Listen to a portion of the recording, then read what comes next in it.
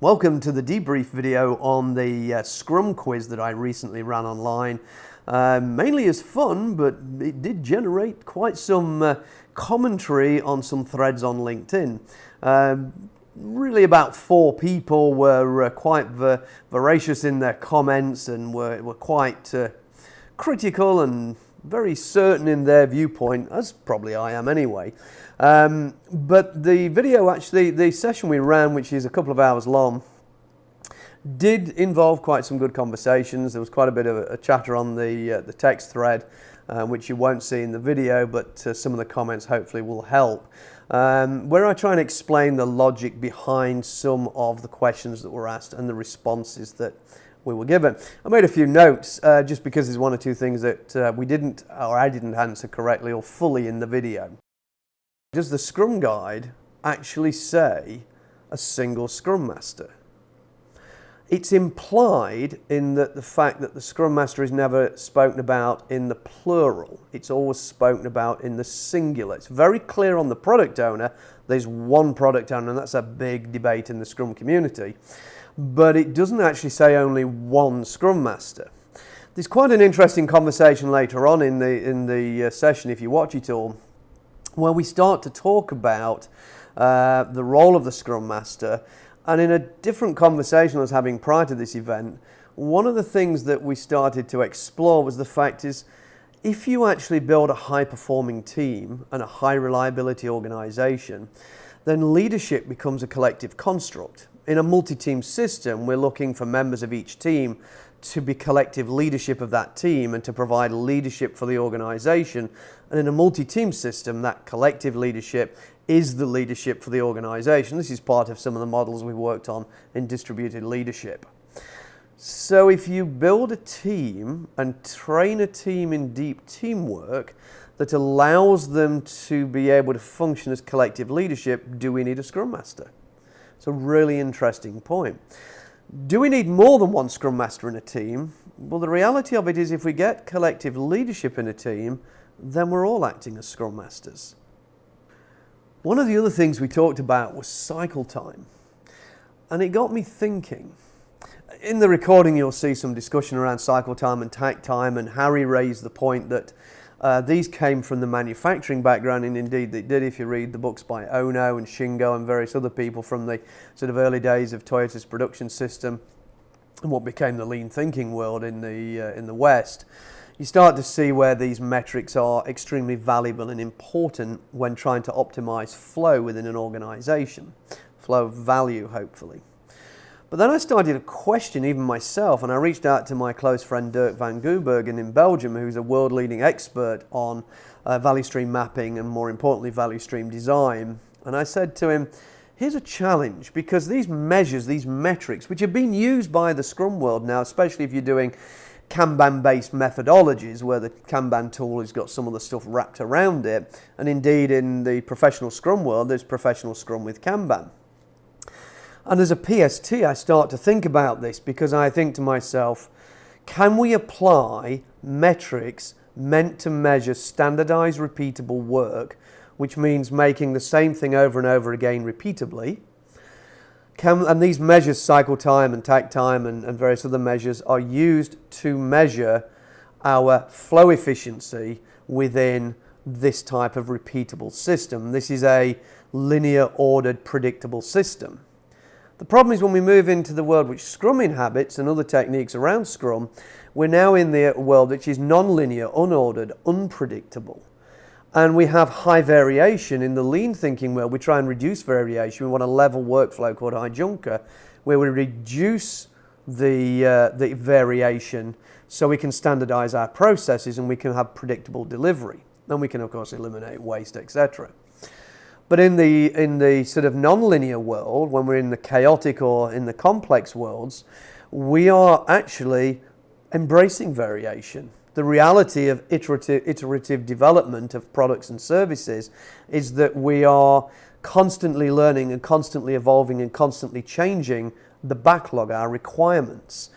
And no one user story or product backlog item, or whatever name you want to give that, each one is different. The skills may be similar, but different variations of the skills needed on that piece of work are required. But each of the pieces of work is different, so is a high variation.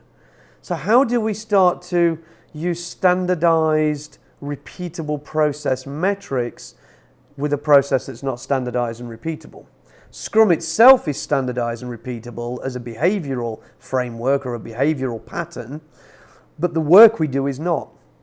So that came up, that was really interesting, but I wanted to add this commentary at the beginning because it's actually got me thinking now whether or not we're using these metrics appropriately in the industry. So the other topic that was discussed was information radiators, and it was mentioned in the chat when the chat was flowing, could I say more about it, and I didn't at the time. But effectively this was around the discussion of, things like Kanban boards and the importance of information radiation and visualization of important data and important information. First thing is that Kanban is a tool, it's not a board. And the board, which we call a Kanban board, and even I'm guilty of that, is actually an and-on display. And-on meaning lanterns. The lantern idea is that in the early days of the weaving loom in Toyota, the machine would turn on a light, a lantern if you like, when a thread broke to alert the operator it needed attention. And so really the idea of an and-on display in a plant, in a factory, is to display important information that needs to be seen immediately and acted upon based upon what's being displayed. And there's two rules of visualization. And these are really important. These came from my deep mentor in Toyota Connected. The two rules are, what do I need to know to do my work? So what do I need to see? What do I need displayed to me so I can do my work? Second one is, what do I need to display to inform others of the information they need to be informed of? If you practice that in information radiators or in your, whatever you want to call them, your Scrum boards, your whiteboards, if you're using tools like Jira version 1, etc., what information should you be making visible beyond the team, your external radiator, so that other people see the information they need to see? And that's how you get rid of status reports and other nonsense KPIs and OKRs and things of very little value. Another topic that came up was the 7 plus or minus 2, because there was a question in there about team size and whether the Scrum Guide requires or sort of dictates a team size. And while it's heavily inferred, it is just a recommendation. There's 3 to 9 for the development team size. I had a bit of an exchange online about the whole 7 plus or minus 2 thing, and somebody brought up, it's actually mentioned in a book by Jeff Sutherland and Jim Copeland, a new patterns book, a Scrum patterns book they've recently put out. And they mentioned 7 plus or minus 2, but when I asked Jim online about this, he didn't actually give me a response. And what I found is I can't find any resource at all that tells me 7 plus or minus 2 has anything to do with team size. It's actually from psychology, and it's about the number of things you can retain in short-term memory, nothing whatsoever to do with team size. If anybody's listening to this and has a resource, has some scientifically reviewed or peer-reviewed papers that sort of evidence that this is to do with team size and why it relates and why it's important, I'd really, really, really like to hear that, so please get in touch. And finally, there was a bit of a discussion on empiricism, what empiricism means, its roots, the pillars of empiricism, some really good stuff in the conversation for you to check out. But we got a lot into inductive reasoning, deductive reasoning, abductive reasoning. And the slide deck that accompanies the presentation that you'll watch, I'm making available, you'll see it in the comments below, making it available so you can pull that down, you'll get all the relevant information that was discussed in the conversation in the Zoom call. And thanks to Roger Venegas there, he is a real scientist, an actual real scientist, and has a lot of deep experience in both the lean world and the agile world, and he wrote some extra comments which I've included in the appropriate section on the slides. So watch the video, make your conclusions, leave some comments. Please keep the comments salutary, keep them pleasant. Remember respect for people, be critical as much as you want to be, but please don't leave any comments you wouldn't be happy to share with your grandmother or your children. Enjoy the show. Thank you.